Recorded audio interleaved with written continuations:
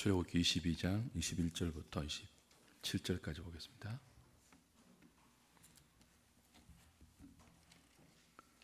출애굽기 22장 21절부터 27절까지 제가 한 절, 여러분이 한 절 교독하겠습니다. 너는 이방 나그네를 압제하지 말며 그들을 학대하지 말라. 너희도 애굽 땅에서 나그네였음이라. 내가 만일 그들을 해롭게 함으로 그들이 내게 부르짖으면 내가 반드시 그 부르짖음을 들으리라.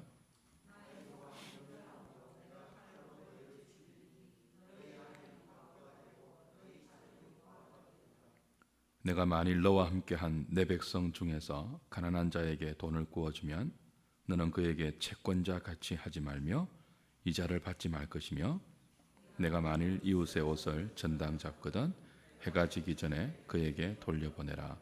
그것이 유일한 옷이라. 그것이 그의 알몸을 가릴 옷인즉 그가 무엇을 입고 자겠느냐. 그가 내게 부르짖으면 내가 들으리니 나는 자비로운 자임이니라. 아멘.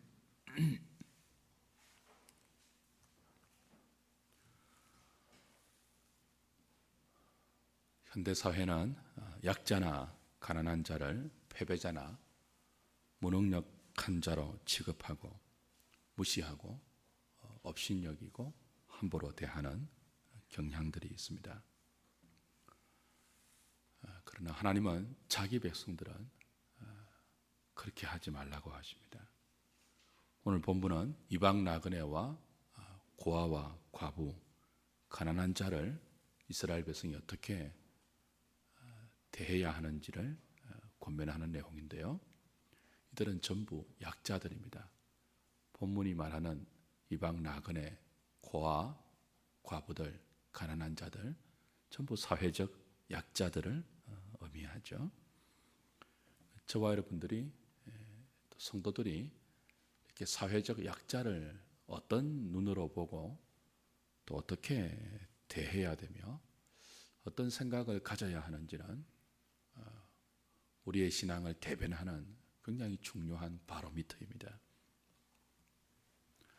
가난한 자를 보고 또 힘없는 자를 보고 불쌍히 여기지 않아도 될 이유를 찾는 것은 어렵지 않습니다. 가난한 자들을 볼 때 돕지 않아도 될 이유를 찾는다면 굉장히 많이 금방 찾을 수 있을 것입니다. 게을러서 가난한다든지 무능해서 약하게 되었다든지 얼마든지 이유를 댈 수 있고 또 찾을 수 있죠. 그러나 하나님은 우리들에게 그런 생각하지 말라고 하십니다. 힘없고 가난하고 그리고 약한 자들을 어떻게 하든지 불쌍히 보고 어떻게 하든지 도울 수 있는 그런 마음을 가지라 말씀하시죠. 왜냐하면 저와 여러분들이 그런 존재이기 때문에 그래요.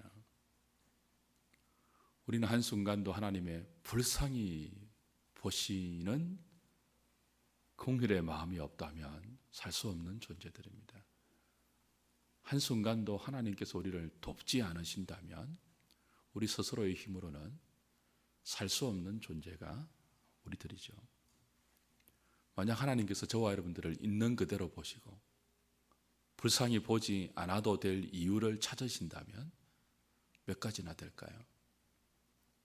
만약 하나님께서 저와 여러분들을 살아가는 그대로 보시면서 돕지 않아도 될 이유를 찾는다면 몇 가지나 찾으실까요? 몇십 가지 될까요? 몇백 가지요? 몇천 가지요? 수만 가지일 것입니다. 주께서 우리들을 그냥 그대로 내버려 두셔도 될 이유, 쟤들은 돕지 않아도 돼, 불쌍히 여기지 않아도 돼, 그렇게 말할 수 있는 이유가 수만 가지 될 것입니다. 그런데 하나님은 저와 여러분들을 그렇게 보지 않으십니다. 끝없이 불쌍히 보십니다. 끝없이 도우십니다. 우리가 잘나서 가난하게 살지 않는 것 아닙니다. 우리가 잘나서 약한 자로 살지 않는 것 아니죠. 우리가 유능하고 똑똑하고 소위 힘없고 약한 자들보다 뭔가 달라서 그들과 같이 않는 것 아닙니다. 다 하나님의 은혜입니다. 오늘 본문 마지막 절에 하나님 이런 말씀을 하시죠. 나는 자비로운 하나님이다. 나는 자비로운 자이다. 이렇게 말씀하세요.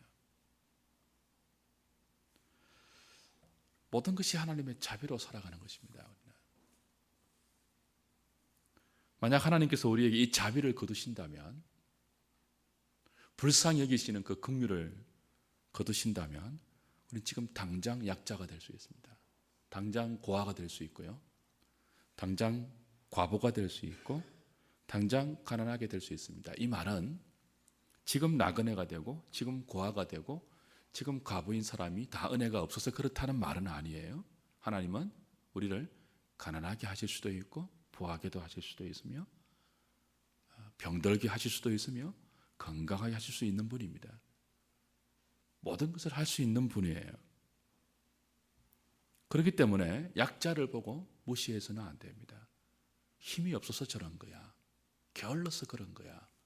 나는요, 잘 살만 해서 잘 사는 거야. 그렇지 않습니다. 하나님은 모든 인생을 당신의 손에 붙드시고 언제든지 높일 수도 있고 낮출 수도 있고 언제든지 병들게 할 수도 있고 건강하게 할 수도 있습니다. 그래서 우리는 약자를 볼 때 무시하지 말아야 합니다. 게을러서 그래. 천박해서 그래. 우리를 보고 나는 유능해서 이렇게 살 자격이 있어. 그런 생각 품지 말라는 거죠.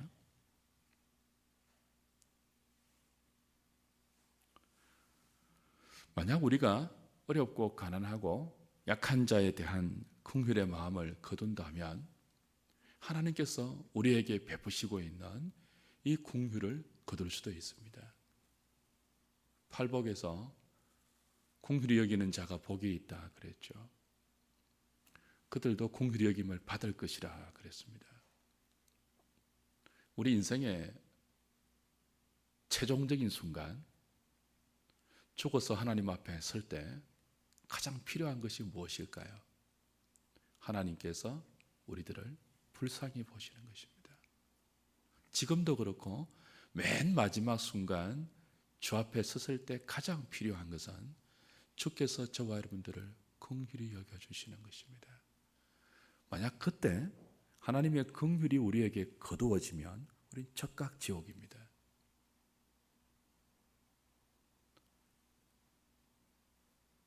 그 사실을 알기 때문에 늘 하나님의 긍휼을 구하죠. 불쌍히 보심을 구하죠. 하나님께 나를 불쌍히 여겨주세요.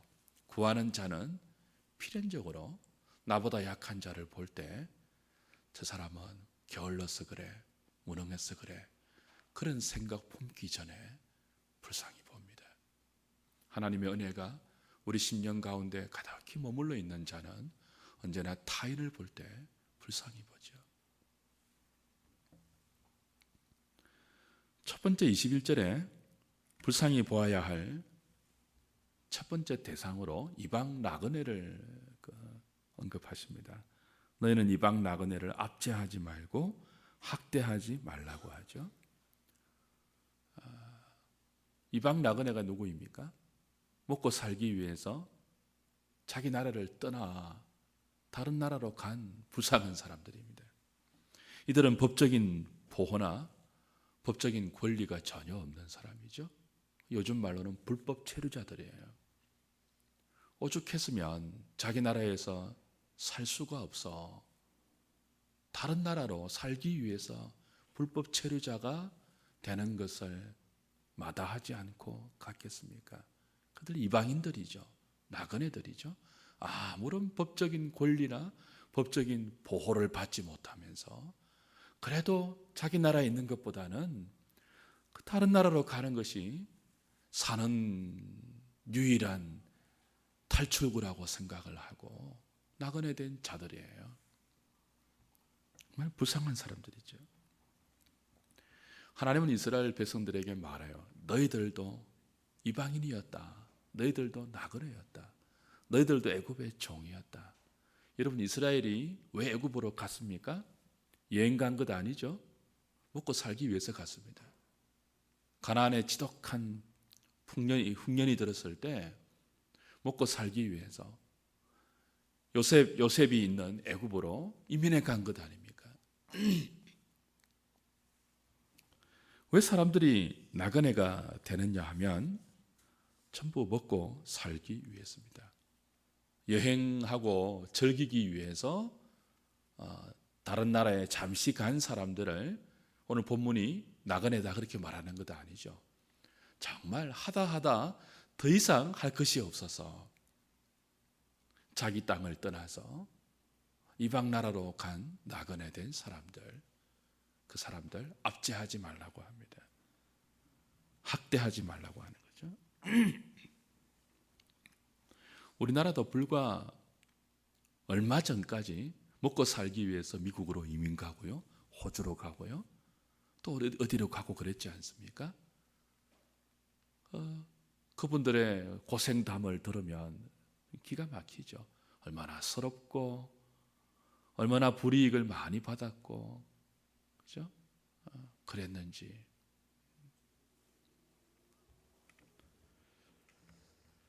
그렇게 돈을 벌어서 고국에 있는 자식들 공부시키고 그랬던 세월이 불과 몇 년 전이잖아요. 지금도 그럴 수 있죠. 근데 지금은요, 우리나라에 얼마나 많은 이방인들이 들어와 있는지 몰라요. 동남아 사람들, 태국, 네팔, 인도네시아, 그죠? 이런 중동, 러시아, 조선족, 거의 수백만 명의 나그네들이, 이방인들이 먹고 살기 위해서 우리나라에 들어와 있고요. 그것도 불법 체류자가 많이 있죠. 이들은 법적으로 보호를 못 받아요. 신고하면 추방되어야 되기 때문에 법적인 보호나 법적인 권리가 없죠. 그럼에도 불구하고 먹고 살기 위해서 이제 우리나라에 많은 이방인들이 들어와요. 스스로 나그네 되어서 들어와요. 이들을 압제하는 것이 무엇일까요? 이들을 학대하는 것이 무엇일까요?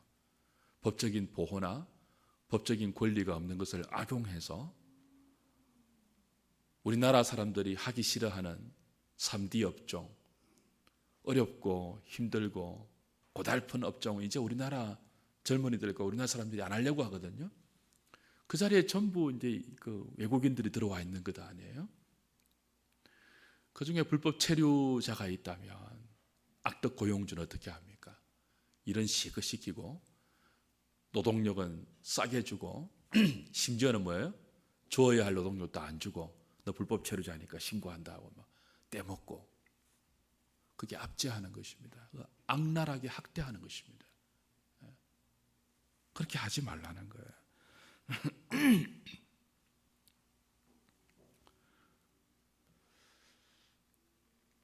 물론 그들이 우리의 일자리를 다 빼앗아간다 그런 생각을 할 수 있죠. 그러나 그렇지 않습니다. 우리가 일을 안 하려고 하기 때문에 그 사람들이 와서 하는 거예요. 왜 우리 세금으로 저들을 보호해야 되느냐? 그런 생각도 할 수 있습니다. 그러나 우리 선배들이 불법 체류자가 되어서 이민 가서 먹고 살기 위해서 애쓰고 그렇게 돈 벌어서 우리 공부시킬 때 선진국에서 그들이 내는 세금으로 우리 어머니, 아버지, 우리 형님, 오빠, 우리 가족들 보호해 주지 않았다면 어떻게 거기에서 일가를 이루었겠습니까? 우리 세금 내는 거 우리한테만 다 써야 한다 그런 생각 가지면 같이 더불어 못 살죠. 그리스도인들은 절대로 그런 생각하지 말아야 돼요. 오죽했으면 여기까지 왔겠나. 품고 어떻게 하든지 뭐예요? 우리가 세금을 좀 내더라도 뭐죠? 그들이 인간으로서 보호받을 수 있는 권리를 함께 보장해주고 힘들고 어려운 일 시키잖아요. 우리 젊은이들 안 가려고 하는 그 노동 현장에 그들을 고용해서 우리보다 훨씬 값싼 노동력을 주고 품꾼을 주고 그들을 일시키잖아요. 좀 불쌍히 보는 그런 마음을 가지라는 거죠. 물론 이들 때문에 일어나는 많은 부작용이 있습니다. 그건 법적으로 제도적으로 보완해야 되고요. 그건 정치인들이 해야 할 책임이에요. 우리 한 사람 한 사람은요, 기본적으로 불쌍히 봐야 돼요. 불쌍히. 저것들 때문에 우리 아까운 세금 다 축낸다 그냥. 저것들 때문에 얼마나 많은 일들이 일어날지 모른다. 그런 생각 말고요. 22절, 23절, 24절은 고아와 과부에 관한 내용이죠. 고아와 과부도 대표적으로 힘없는 사람들입니다. 또 법적인 권리가 잘 보장되지 못하는 사람들이에요. 하나님은 이들을 해롭게 하지 말라 이렇게 말씀합니다. 사람들이 왜 고아를 해롭게 할까요? 사람들이 왜 과부를 해롭게 할까요? 해롭게 한다는 것은 그들을 괴롭게 하고 그들에게 고통을 준다 그런 뜻이거든요. 왜 사람들이 힘없는 고아를, 힘없는 과부를 해롭게 합니까? 만만했으죠. 참 우리 인간이 약해요. 자기보다 센 사람 앞에서는요 비굴해지고, 자기보다 힘없고 법적으로 권리를 못 받는 사람들 앞에서는요 참 강해지죠. 함부로 대하고 심지어는 그들을 이용하는 것, 그게 해롭게 하는 것입니다. 고아와 과부 같은 약한 자를 이용해서 자기의 배를 불리려고 하는 그런 시도들, 하나님 굉장히 악하게 보십니다. 그리스도인들이 고아와 과부 그리고 힘없고 약한 자를 대할 때 기본적으로 가지고 있어야 할 중요한 생각이 하나 있는데요, 그게 뭐냐 하면 하나님이 이들의 편이라는 사실이에요. 하나님이 사회적 강자의 편일까요? 사회적 약자의 편일까요? 약자의 편입니다. 여러분 성경을 한번 잘 보세요. 심지어 이런 표현까지 있습니다. 하나님은 고아와 과부의 하나님이다, 이런 표현까지 있습니다. 하나님은 절대적으로 고아의 편입니다. 우리가 기본적으로 가져야 할 생각들이에요. 하나님은 절대적으로 약자의 편입니다. 하나님은 과부의 하나님이십니다. 오늘 본문 23절, 24절 보시면 만약 너희들이 고아와 과부를 해롭게 해서 고아와 과부들의 부르짖음이 하나님의 귀에 들리는 일이 있다면 뭐라고 하시죠? 내가 반드시 칼로 너희를 죽여서 너희 아내를 과부 만들고 너희 자식을 고아 만들겠다, 그렇게 하십니다. 참 무서운 말이에요. 어쩌면 저주처럼 보이는 그런 경고를 하고 있다고요. 무슨 뜻이죠? 그만큼 하나님께서 고아와 과부의 편이라는 거예요. 왜냐하면 이들은 법적인 보호를 못 받는 힘없는 자예요. 하나님이 보호해 주시겠대요. 하나님이 그들의 권리가 되어 주시겠대요. 그래서 만약 이방 나라 같으면 모르겠습니다. 하나님 백성이 사는 이스라엘 너희들 가운데 고아와 과부를 해롭게 해서 그들이 부르짖는 소리가 내 귀에 들리는 일이 있다면 고아와 과부를 해롭게 한 너희들을 내가 반드시 칼로 쳐서 네 아내를 과부 만들고 네 자식을 고아 만들겠다. 해롭게 하지 말라. 나 그들의 편이다. 이렇게 이야기하십니다. 그래서 우리가 고아와 과부, 힘없고 약하다고 무시하고 깔보고 그들을 이용해서 우리의 유익을 취하려고 한다면요, 하나님이 그들의 편이기 때문에 그것은 바로 하나님과 원수되는 것이라는 사실을 기억하셔야 됩니다. 하나님과 스스로 원수되는 것만큼 어리석은 것이 어디 있습니까? 하나님과 원수되는 게 뭐라고 하죠? 힘없는 자를 깔보는 것입니다. 약한 자를 짓밟고 무시하고 약한 자를 이용해서 나의 유익을 취하는 그런 것들이죠. 마지막으로 하나님은 가난한 자에게 이자를 독촉하지 말라라고 하십니다. 가난한 자가 마지막 남은 재산이 있다면 겉옷이에요. 겉옷. 당신은요, 집이 특별히 지금 광야이잖아요. 텐트를 치고 살거든요. 이건 나중에 1세기 유대 문화도 별로 다르지 않습니다. 거기 침대라든지 온돌, 아궁이 이런 게 없어요. 그러니까 덮을 이불이 전부인데 가난한 사람은 이불도 없어요. 가난한 자에게 이불이 뭐죠? 겉옷입니다. 겉옷. 마태복음 산상수훈에 가면 누구든지 속옷을 달라 하면 겉옷까지 주라라는 말이 있죠. 그 겉옷이 가난한 자의 마지막 재산이에요.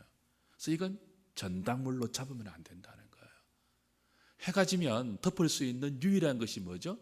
마지막 옷입니다. 겉옷. 그게 이불과 같은 거예요. 그러니까 아무리 네가 돈을 좀 빌려줬다 할지라도 하나 마지막 남아있는 그것까지 전당 잡혀서 그들이 추운 밤에 알몸으로 자야 하겠느냐. 그건 하나님 백성이 가져야 할 마음과 지내야 할 삶의 태도가 아니라는 거죠. 네가 좀 손해보더라도 가난한 자의 마지막 겉옷은 전당 담보물로 잡지 말라. 그냥 빌려줘라. 빌려주고 돈을 좀 못 갚아도 그거 좀 봐줘라. 형편 좀 봐줘라.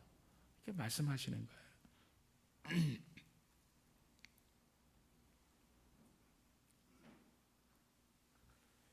제가 지난번에도 권면드린 것도 있잖아요. 우리 그리스도인들은 좀 임대업을 하신다든지, 우리나라 요즘 최고 희망이 뭔지 아세요?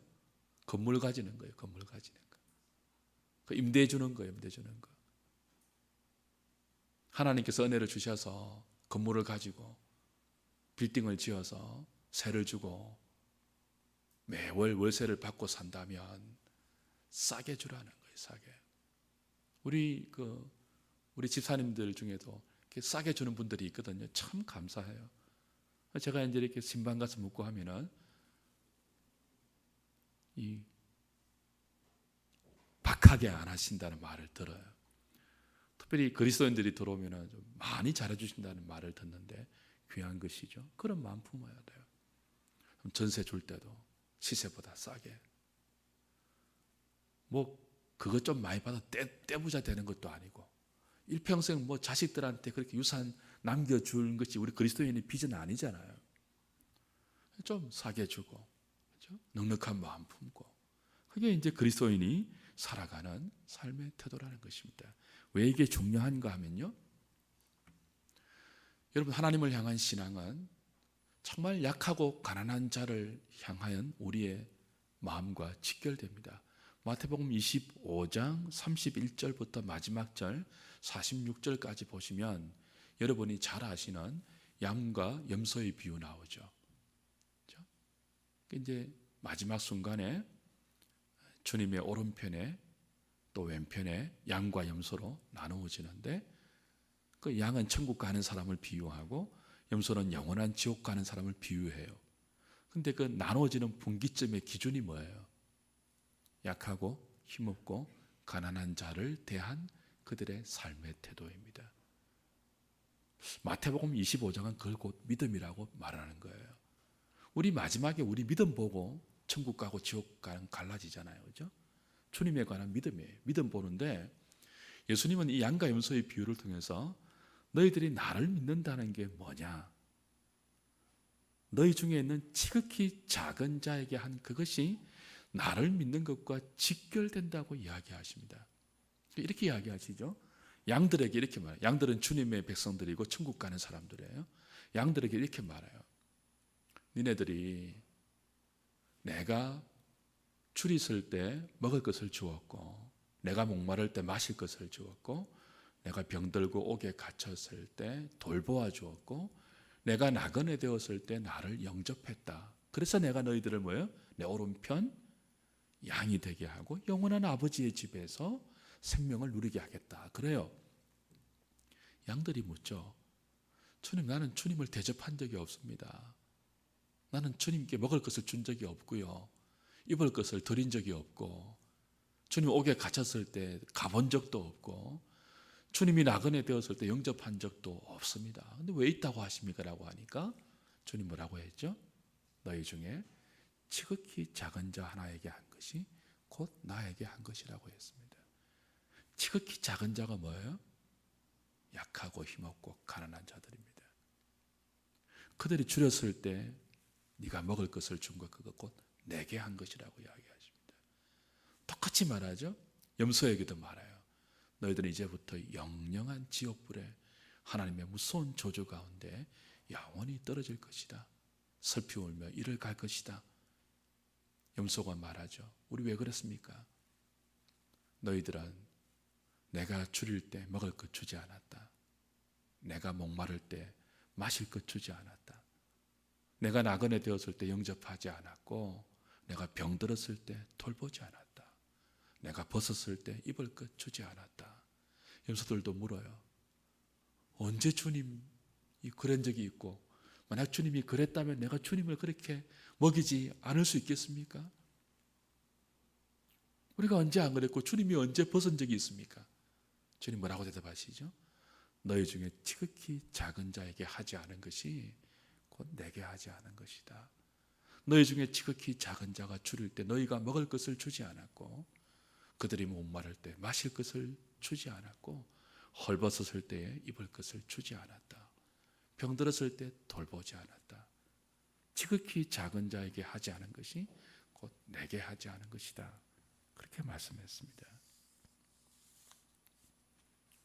사랑하는 여러분, 약한 자를 배려하는 것이 얼마나 중요한 신앙의 원리인지 시민법 내내 강조되지 않습니까? 시민법의 첫 번째 조례가 뭐였다고요? 종에 관한 규례였습니다. 종에 관한 규례. 그러니까 도덕법 10계명을 주시고 나서 곧 하나님 백성들이 살아가야 하는 사회법, 시민법을 언약서의 형식으로 주시는데 그 대부분이 어떤 내용이에요? 약한 자를 배려하는 내용입니다. 굉장히 중요한 원리이죠. 말씀을 좀 정리하죠. 오늘 본문의 말씀을 통해서 하나님 우리에게 이렇게 말씀하십니다. 우리도 언제든지 나그네 될 수 있다는 사실을 기억하라고 하십니다. 그래서 나그네를 압제하지 말라고 하십니다. 우리 아내도 언제든지 과부가 될 수 있으며 우리 자녀들도 언제든지 고아가 될 수 있기 때문에 고아와 과부를 해롭게 하지 말라고 하십니다. 그들을 돌보라고 하십니다. 지금 우리가 만약 그렇지 않는 상태에 있다면 우리가 유능하고 우리가 잘나고 우리가 똑똑해서 그런 것이 아니고 하나님의 자비 때문이라고 말씀하십니다. 그리고 지금 약하고 가난한 자들이 무능해서 그런 것이 아니라고 이야기하십니다. 우리 눈에는 게을러서 그런 것처럼 보이지만 하나님의 섭리가 있다는 것을 믿고 우리가 해야 될 책임은, 우리가 해야 할 마땅한 태도는 그들을 업신여기거나 그들을 멸시하거나 그들을 돌보지 않는 것을 정당화하거나 합리화하는 것이 아니고 어떻게 하든지 불쌍히 보며 그들을 도울 수 있는 마음을 품고 살라고 하십니다. 주께서 저와 여러분들에게 따지고 보면 많은 것을 주셨고 또 맡기셨습니다. 하나님 우리에게 맡기신 것, 내가 하나님께 받은 모든 것은 은혜이죠. 그리고 동시에 책임입니다. 은혜인 동시에 뭐라고요? 책임입니다. 우리가 누려야 될 것도 있지만 책임은 흘려보내는 것입니다. 누구에게 흘려보내는 거죠? 약한 자에게 흘려보내는 것입니다. 세상은 그렇게 하지 않습니다. 경제학 용어 가운데 뭐가 있다고 했죠? 제로섬 게임이라는 용어가 있습니다. 어떻게 하든지 올라가려고 하죠. 어떻게 하든지 높이 가려고 해요. 그래야 더 많은 것들을 확보할 수 있고요. 더 편안해질 수 있고 더 힘있게 살 수 있기 때문에 사람들은 높은 자리를 원합니다. 높이 올라가서는 어떻게 하죠? 다시는 내려오지 않으려고 합니다. 내려오지 않기 위해서는요, 자기의 높은 자리와 그 높은 자리가 자신한테 베푸는 모든 혜택들을 유지하기 위해서는요, 밑에 있는 자들을 눌러야 되죠. 그게 제로섬 게임입니다. 세상의 원리입니다. 세상은 다 그렇게 하려고 합니다. 어떻게 하든지 올라가려고 하고, 올라가면 다시는 내려오지 않으려고 합니다. 올라오려고 하는 사람 짓밟습니다. 그래서 균형을 맞춥니다. 그래서 점점 있는 자는 있고 없는 자는 없는 구조가 되어갈 수 있죠. 하나님 나라는요, 하나님 나라의 백성들은요, 그렇게 하지 말라고, 제로섬 게임 벌이지 말라고 합니다. 주께서 나에게 주시면, 나에게 맡기시면, 내가 받았다면 일용할 양식으로 만족하고 나머지는 다 흘려보내십시오. 다 흘려보내십시오. 광야에 만나 주신 것 기억하십시오. 이틀치 모아봤자 썩어가는 것입니다. 그 마음을 품고 살 때 우리는 주님 앞에 서서 긍휼을 받을 수 있을 것이고, 잘했다, 착하고 충성된 종이라고 칭찬받을 수 있을 것입니다. 어떻게 하든지 우리 주위에 있는 약한 지체들, 약한 형제들 잘 배려하고 그들을 무시하거나 깔보지 않는 사랑하는 저와 여러분 되실 수 있기를 주님의 이름으로 부탁드립니다. 찬송하고 기도하죠. 310장입니다.